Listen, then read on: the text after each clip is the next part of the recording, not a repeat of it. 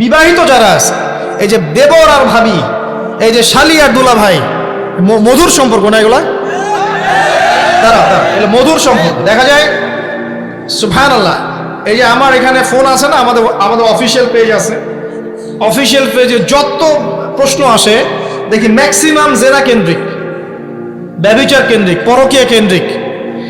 একজন প্রশ্ন করেছে যে দুলা ভাইয়ের চরিত্র এত খারাপ ছিল, আর ওই মেয়ের বয়স তখন কম ছিল, 13 বছর বয়স। 13 বছর বয়সের মেয়ের দিকে সে চোখ দিয়েছে।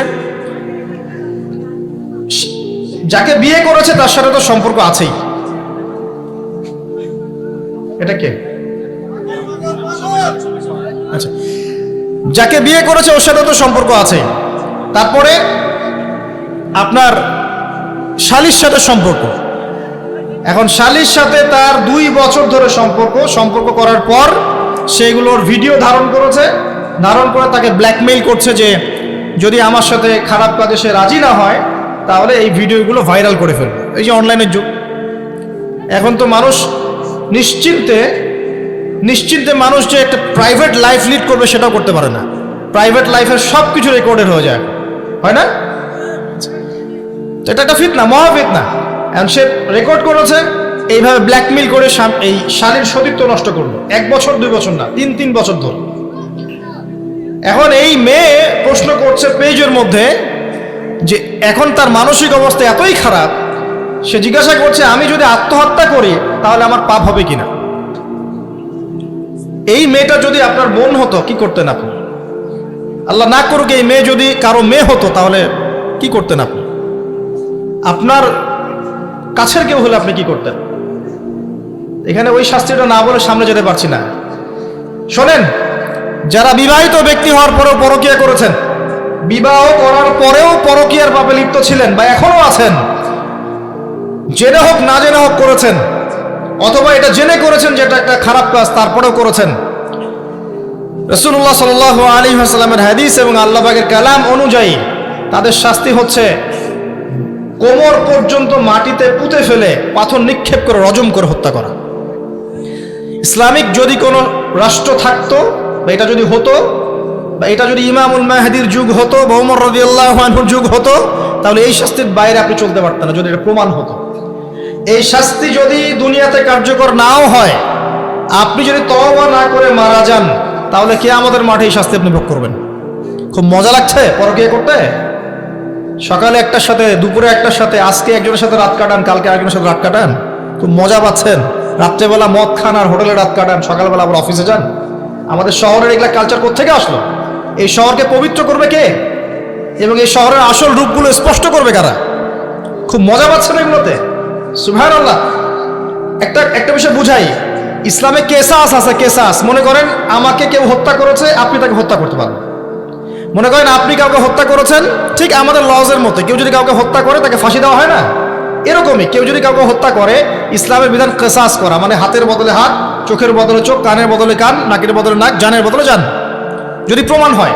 কিন্তু এখানেও হত্যাকারীর বাঁচার সুযোগ আছে। কিরকম? মনে করেন আপনি আমার পরিবারের কাউকে হত্যা করেছেন, আল্লাহ না করুক। এখন আপনি এসে আমাকে ক্ষমা চাচ্ছেন যে আমার ভুল হয়ে গেছে, আমি রক্তপণ দিব, আমাকে মাফ করে দেন। এখন আমাদের পরিবারকে আপনাকে বললো ঠিক আছে আপনাকে মাফ করে দিলাম, আপনার কেসাস করার দরকার নেই, আপনি রক্তপণ দিয়ে দেন, তাহলে আপনি বেঁচে থাকার সুযোগ পেলেন। কথা বুঝতে পারছেন? আরেকটা হচ্ছে মুরতাদ। মনে করেন কেউ ইসলামের কিছু বিষয়কে অস্বীকার করেছে, তাকে জেলখানায় বন্দি করে রাখা হবে, সুযোগ দেওয়া হবে যে আপনি কি এগুলো জেনে শুনে বলেছেন নাকি এর উপর অটল থাকবেন না ফিরে আসবেন। সে যদি বলে না আমি তওবা করলাম, আমি এগুলো থেকে ফিরে আসলাম, ও বেঁচে থাকার অধিকার পেয়ে গেল। কিন্তু বিবাহিত ব্যক্তি যারা ব্যভিচার করেছে, বিবাহিত ছেলে বা মেয়ে ব্যভিচার করেছে, তওবা করে যদি ফিরেও আসে, রজমের শাস্তি থেকে বাঁচার কোনো সুযোগ নেই। বুঝাতে পারছি না? একজন মহিলার কথা বলি তাহলে বুঝতে পারবে। এটা একজন মহিলা সাহাবীর ক্ষেত্রেও হয়েছে, একজন পুরুষ সাহাবীর ক্ষেত্রেও হয়েছে। আচ্ছা, পুরুষ সাহাবীর কথা বাদ দিয়ে মহিলা সাহাবীর কথাটা বলি। মহিলা সাহাবী এসেছেন, এসে নবীজিকে বলছেন ইয়া রাসূলুল্লাহ তাহিরনি, আমাকে পবিত্র করুন, আমি একটা অন্যায় করেছি, আমি বিশাল একটা অন্যায় করেছি। নবী সাল্লাল্লাহু আলাইহি ওয়াসাল্লাম বলছে কি করেছো তুমি? তখন সে বলছে আমি জিনা করেছি। নবী সাল্লাল্লাহু আলাইহি ওয়াসাল্লাম বলছেন বাসায় যাও, বাসায় গিয়ে আল্লাহর কাছে তওবা করো, আল্লাহ পাক মাফ করে দিবেন। নবীজি এটাকে হাইড করতে চাচ্ছেন, কারণ কি? যখন আপনি কেস আদালতে নিয়ে যাবেন তখন তো উপায় নাই, আপনাকে তো বিচার করতেই হবে। তুমি বাসায় ফিরে যাও, তওবা করো, আল্লাহ মাফ করে দিবেন। সে মহিলা নাছোড়বান্দা, না আমার বিচার করে দেন, আমার বিচার করে দেন, পরকালে আমি শাস্তি পেতে চাই না, দুনিয়াতে আমার বিচার করে দেন। নবী সাল্লাল্লাহু আলাইহি ওয়াসাল্লাম বলছে, তুমি কি গর্ভবতী হয়েছো? হ্যাঁ, জেনার কারণে আমি গর্ভবতী হয়ে গেছি। এরকম হচ্ছে না এখন? আর যে অ্যাবর্শন করছে না ওই যে ক্লিনিকে গিয়ে, এটাও ট্রেন্ড হয়ে গেছে। হইল, সমস্যা কোথায়? কি এমন হয়েছে? আমার কি কেরিয়ার নষ্ট হয়ে গেছে? ফ্যামিনিস্ট নোংরামে কোথাকার। তারপরে এই মেয়ে বলছে, হ্যাঁ আমি গর্ভবতী হয়েছি ইয়া রাসূলুল্লাহ।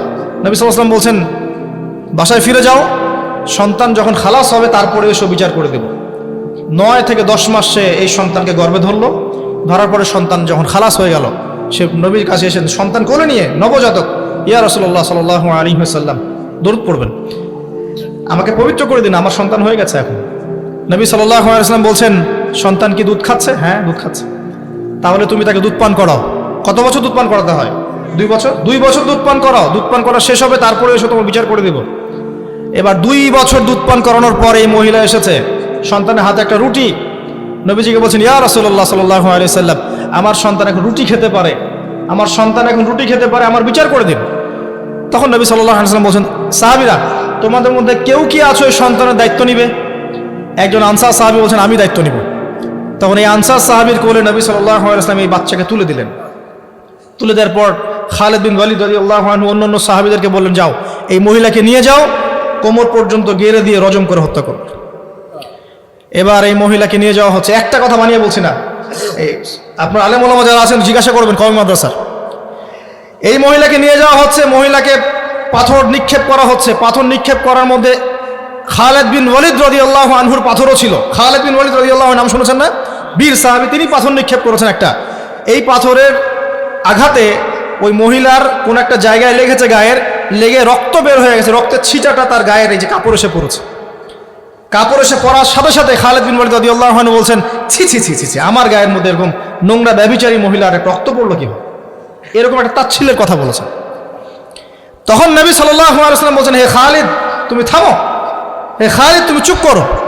তুমি জানো এই মহিলা এই 2 বছরে 3 বছরে এত তওবা করেছে আল্লাহর কাছে, এই সমস্ত তওবা যদি মদিনাবাসীর মধ্যে বন্টন করে দেওয়া হয় তবুও কম হয়ে যাবে। আর আমি এখন দেখছি এই মহিলা জান্নাতে সাঁতার কাটছে। আমি বুঝাতে পারছি না আপনাকে প্রিয় বোন, প্রিয় ভাই, যারা বিবাহিত হয়ে ব্যভিচার করছেন, জিনা করছেন, তিনি তওবা করেছিলেন, তওবা করেছেন, আল্লাহ পাক মাফও করে দিয়েছেন, জান্নাতে চলে গেছেন, কিন্তু পৃথিবীতে তার শাস্তি কায়েম করা হয়েছে। বিবাহিত ব্যক্তি ব্যভিচার করে ফেললে তার পৃথিবীতে বেঁচে থাকার অধিকার সে হারিয়ে ফেলে। আর এই পাপটাকে আমাদের সমাজে এত সহজ বানিয়ে দেওয়া হয়েছে, যে যার সাথে ইচ্ছা পরকীয়া করতে পারে। মেয়েও করছে, ভাবিও করছে, শালিও করে, দুলাভাইও করে, সবাই আমরা পরকীয়া করতে যাচ্ছি। পরকীয়ার 6 লাভ বন্ধ করতে হবে, পরিবারে পর্দা কায়েম করতে হবে, অপসংস্কৃতি ঠেকিয়ে দেন, এইগুলা চ্যানেলগুলো বন্ধ করে ফেলেন বাসা থেকে। ইসলামিক সমাজ কায়েম না করতে পারলে আমাদের মা বোনরা সব নষ্ট হয়ে যাবে দিন দিন। আর পরিবারের ইজ্জত যখন চলে যায়, কোনো কিছুর বিনিময়টাকে ফিরে পাওয়া যাবে না। কেন পরকীয়া করতে গিয়েছেন? আল্লাহ, আপনার যদি এতই চাহিদা থাকে আরেকটা বিয়ে করেন না কেন? বিয়ে করতে সাহস কুলায় না নাকি? বিয়ে করলে যে স্ত্রীকে নিয়ে সূর্যের আলোতে ঘুরতে হয়, ওই জন্য ইঁদুরের মতো রাতের বেলা অন্ধকারে আপনি থাকতে চান, সিংহের মতো সকালবেলা সূর্যের স্নান করতে পারেন। কথা বুঝতে পারেন না? বিয়ে করলে স্ত্রীকে নিয়ে পুরুষের মতো, সুপুরুষের মতো সূর্যের আলোকে আপনি হাঁটবেন রাস্তায়, কাউকে ভয় করবেন? আপনার মতো কোনো ভয় কাজ করবে না। আর এখন আপনি ইঁদুরের মতো রাতের অন্ধকারে রাত কাটান অন্য মেয়ের ঘরে গিয়ে। এই শহরের এই মহামারীগুলো বন্ধ করতে হবে। আমি এই শহরের একজন শুভাকাঙ্ক্ষী বাসিন্দা, আমি এখানকার। আমি আমার চোখ দিয়ে যা দেখছি, এটা দেখার পর চুপ থাকতে পারি না। আমরা সব জায়গায় জানা দেখছি, মাদকদ্রব্য দেখছি, আর পরকীয়া দেখছি। পর্নোগ্রাফির তো শেষ নাই, প্রত্যেকের ফোনে ফোনে পর্নোগ্রাফি, এভরিবডি। পর্নোগ্রাফি, মাদক আর ব্যভিচার, জেনা, ফ্রি মিক্সিং অবাধে আমাদের শহরে। বস্তুবাদী তো আছেই। তো এটাকে আখিরুল জামানের শহর বলবো নাকি আউয়ালুল জামানের শহর বলবো নাকি? শুধু এই শহরের সমস্যা এটা নয়, প্রত্যেক বড় বড় শহরেই সমস্যা। ইভেন এগুলো এখন গ্রামে পর্যন্ত চলে গেছে, এগুলো গ্রামেও চলে গেছে, গ্রামে আরো বেশি আছে। দেখবেন শহরের ছেলেরা তো জিন্স আর টি শার্ট পরা মেয়েদেরকে দেখে অভ্যস্ত না, এরা না একটু কন্ট্রোল করতে পারে। আর যখন একটা গ্রামের ছেলে পর্নোগ্রাফি দেখবে, সে তো আর নিজেকে কন্ট্রোল করতে পারে না। বুঝতে পারছেন না? আমাদের শপিং মলগুলোতে গেলে আমরা দেখি টি শার্ট আর গেঞ্জি পরা মেয়ে ঘুরছে, তাই না? এটা দেখতে দেখতে অভ্যস্ত আমরা, এই জন্য আমরা কন্ট্রোল করতে পারি কিছুটা হলেও, তাই না ছেলেরা? কিন্তু গ্রামের ছেলে মেয়ে যারা, তারা কিন্তু পর্ন দেখলে আর কন্ট্রোল করতে পারে না। দেখুন গ্রামে ধর্ষণ দিন দিন বাড়ছে, ডে বাই ডে। এই সমস্যাগুলো বড় বড় প্রত্যেক বিগ সিটিজ এন্ড টাউনে এই সমস্যা, একই সমস্যা। এর ছড়ালো কারা? ওই পশ্চিমাদের থেকে এই সমস্ত বিশ্বে এগুলো ছড়িয়ে গেছে। এরা এমন একটা সভ্যতা যারা প্রত্যেকটা পাপকে গ্লোবালাইজেশন করে দিয়েছে। সুদ খেয়েছে, সারা বিশ্বে ছড়িয়ে দিয়েছে। মদ খেয়েছে, সারা বিশ্বে ছড়িয়ে দিয়েছে। জেনা করেছে, সারা বিশ্বে ছড়িয়ে দিয়েছে। ফ্যামিলিস্ট রেভলিউশন সারা বিশ্বে ছড়িয়ে দিয়েছে। ব্যাংকিং, সুদভিত্তিক ব্যাংকিং সিস্টেম সারা বিশ্বে ছড়িয়ে দিয়েছে। প্রত্যেকটা সমস্যা দেখবেন ওখান থেকে সারা বিশ্বে ছড়িয়ে গেছে। আর আমরা মনে করি ওরাই নাকি মানবতার মুক্তির পথ দেখাবে। সুবহানাল্লাহ। ওরা তো ছেলে ছেলে বিয়ে করে। যে সম্প্রদায় ছেলে ছেলে বিয়ে করে, ও আমাকে ভালো মন্দ শিখাবে? ওখানে তো একটা প্রত্যেক 10 সেকেন্ডে একটা করে মেয়ে রেপ হয় আফ্রিকান কন্টিনেন্টে। জার্মানির, আমি পর্নোগ্রাফির একটা লেকচার দিয়েছি, দেখবেন নীল দর্পণ, ওখানে সব ডিটেলস দিয়েছে। জার্মানি, ব্রিটেন বলেন, আমেরিকা বলেন, এই প্রত্যেকটা কান্ট্রির মধ্যে প্রত্যেক মিনিটেই একটা করে মেয়ে ধর্ষণের শিকার হচ্ছে। ওরা আমাকে শিখাবে নারীর স্বাধীনতা অধিকার? আমার কাছে কোরআন এবং সুন্নাহ আছে, রাসূল আছেন, আমার কাছে আল্লাহ আছেন। এগুলোকে বাদ দিয়ে তোমার কথা শুনতে হবে আমাকে? এরা আমাদেরকে বাঁচাবে না, বরং এরা সারা বিশ্বে ইয়াজুজ মাজুজের মতো ফিতনার ফাসাদ সৃষ্টি করে বেড়াচ্ছে। আসুন, একটা ব্যাখ্যার অনেক কথা হয়ে গেল। আল্লাহর ওয়াস্তে যুবক যুবতী যারা আছো, লেকচার যদি কানে যাবে, আজকেই জেনা থেকে তওবা করতে হবে। জেনার ধার কাছে যাওয়া যাবে। হালালভাবে বিয়ে করো। যদি তোমার খুব যৌন চাহিদা থাকে, তোমার অনেক চাহিদা, তোমার অনেক সম্পত্তি আছে, ব্যালেন্স করতে পারো, একাধিক বিয়ে করো, কি সমস্যা? পরকীয়া করতে যাচ্ছেন কি জন্য? করবেন না। আর হালাল উপার্জনের সোর্স হয়ে গেছে, অবিবাহিত থাকার দরকার নাই, বিয়ে করে ফেলেন। বিয়ে আপনার জীবনটাকে সুশৃঙ্খলতা নিয়ে আসবে। আমি গার্ডিয়ানদেরকে রিকোয়েস্ট করবো যে বিয়েটাকে সহজ করে দেন, কঠিন জটিল করেন না, জেনা বাড়তে থাকবে। না হলে যে সন্তান, যে ছেলেটাকে মেয়েটাকে ছোট মনে করছেন না, ছোট নাই, সে অলরেডি 4-5 ঘাটের পানি খেয়ে আসছে, দেখবেন।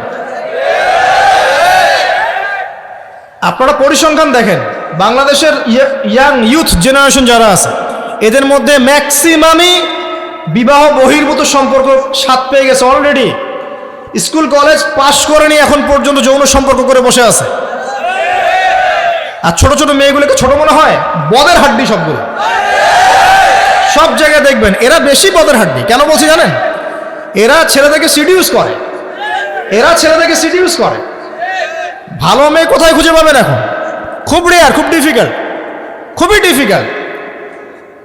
এমনকি আর ভিতরে কথা বলতে গেলাম না, আমার ফ্যামিলির, আমাদের স্ত্রীরা তো মাদ্রাসায় পড়েছে, পড়ে নাই? ভিতরে কথা বলতে গেলাম না, মাদ্রাসায় পড়া মেয়ে কেমন করে এগুলা কাজ করতে পারে? অতএব বিয়েটাকে সহজ করেন, জেনাটাকে বন্ধ করেন, পরকীয়ার রাস্তা বন্ধ করেন।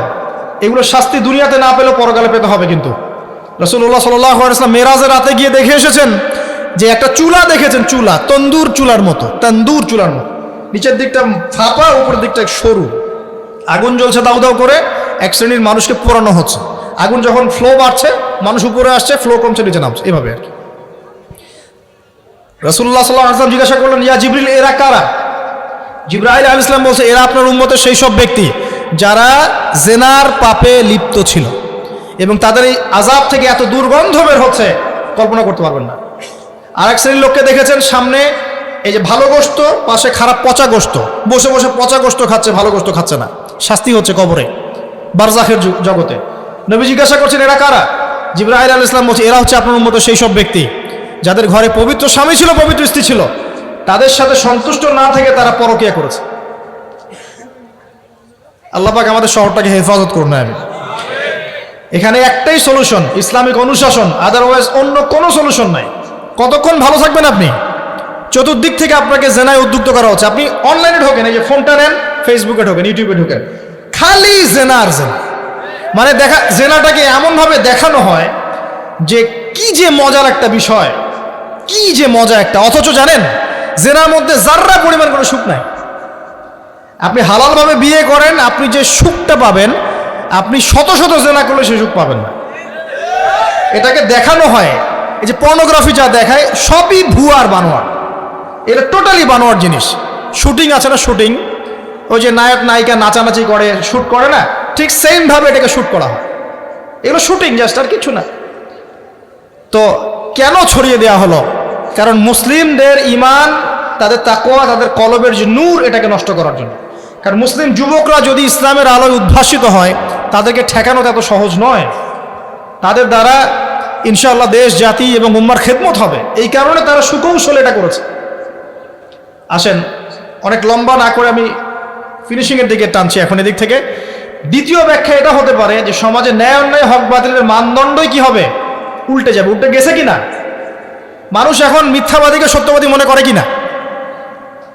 এবং ওয়ার্ল্ডে যত বড় বড় মিথ্যা নিউজগুলো হয়, সবাই এগুলোকে সত্য মনে করে না? আর সত্য নিউজগুলোকে মানুষ মিথ্যা মনে করে। আমানতদার একটা ব্যক্তি বলে যে চরম খেয়ানতকারী ব্যক্তি বলে আমানতদার। যার চরিত্র দেখবেন সবচেয়ে খারাপ, ওকে বলছে একেবারে কি চরিত্র, মহান চরিত্র অধিকারী। আর সবচেয়ে উন্নত চরিত্র অধিকারী নবী সাল্লাল্লাহু আলাইহি ওয়াসাল্লামকে মানুষ গালি দেয়, তাই না? তো দেখেন, মানদণ্ড উল্টে গেছে। আরেকটা ব্যাখ্যা বলছি এই হাদিসের শব্দটার, আনতালিদ আলামাতু রাব্বাতুহা। হ্যাঁ, সত্যি সত্যি দাসী মনিবকে জন্ম দিতে পারে, এটা বোঝার জন্য এই যুগটাই সবচেয়ে উৎকৃষ্ট। কিভাবে জন্ম দিতে পারে দেখুন, একটু মনোযোগ দেন। ফ্যামিলিস্ট রেভলিউশনের কারণে বহু মেয়ে বাইরের সভ্যতা, যারা এইসব কান্ট্রিতে না, বাইরের কান্ট্রিগুলোতে বাচ্চা কাচ্চা নেওয়ার সময় পায় না। ফ্যামিলিস্ট রেভলিউশনের কারণে বহু মেয়ে বাচ্চা কাচ্চা নেওয়ার সময় পায় না। বাচ্চা নিবে কিভাবে? এখন সন্তান তো দরকার। তখন কি করে? মধ্যবিত্ত, নিম্ন মধ্যবিত্ত কান্ট্রিগুলো থেকে কিছু মেয়েকে হায়ার করা হয়। তাদের যে গর্ভটা, এটাকে হায়ার করা হয় যে তোমার গর্ভে আমার স্পার্ম ইনজেক্ট করা হবে এবং 9 মাস সেখানে সন্তানটা হবে। তারপর সন্তান জন্ম দিয়ে তুমি তোমার অনারিয়াম নিয়ে চলে যাবে। মনে করেন, বুঝাচ্ছি, মনে করেন আমেরিকার একটা কাপল, ওদের তো মেয়েদের বাচ্চা কাচ্চা নেওয়ার সময় নেই। তো প্রোগ্রেস, এগিয়ে যাওয়া, ইজ্জতও থাকে না। 10-15 বছরের মধ্যেই সারা জীবন এভাবেই তারা চলে। 10টা-20টা জেনা হয়, এগুলো কোনো বিষয় না। ডিভোর্স তো সকালে বিয়ে হলে বিকেলে ডিভোর্স হয়। বাচ্চা কাচ্চা নেওয়ার ফুরসত নাই। এখন আমেরিকান এক মেয়ে ধরেন, এক ছেলে ধরেন, একটা শ্রীলঙ্কার কোনো মেয়ের গর্ভ ভাড়া করেছে। এখন গর্ভের সন্তান হলো। সন্তান জন্ম দেওয়ার পরে এই সন্তানটা নিয়ে তাকে তার অনারিয়াম দেওয়া হচ্ছে $10,000-20,000 ডলার নিয়ে সে বাচ্চাটা দিয়ে দিল। এই যে বাচ্চাটা যে হলো, এই বাচ্চাটা হচ্ছে মনিবের, আর এই মেয়েটা হচ্ছে এখানে দাসী। এই যে দাসী তার মনিবকে জন্ম দিল কি দিল না? বুঝতে পারছেন না কথা মনে হয়? এই ব্যাখ্যাটা আজকে থেকে 30-40 বছর আগেও করা যেত না। এখন 30-40 বছরের মধ্যেই ব্যাখ্যাটা করা যায়। ইসলাম এভাবেই চিরপ্রাচীন, চির নতুন, চির আধুনিক।